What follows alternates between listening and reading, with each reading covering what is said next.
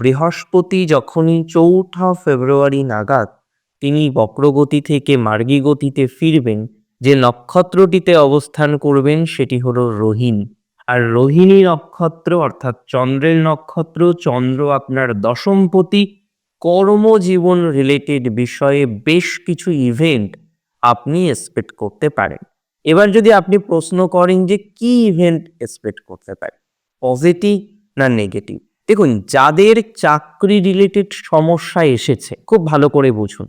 যারা চাকরি রিলেটেড সমস্যায় ভুগেছেন, চাকরি চলে গিয়েছে, লে অফ হয়ে গিয়েছেন, বা কোথাও যেন গিয়ে জোরপূর্বক বলপূর্বক রেজিগনেশন দিতে হয়েছে, সিগনিফিকেন্টলি তাদের ক্ষেত্রে নতুন করে আবার কর্মপ্রাপ্তির সম্ভাবনা আমরা লক্ষ্য করতে পারছি।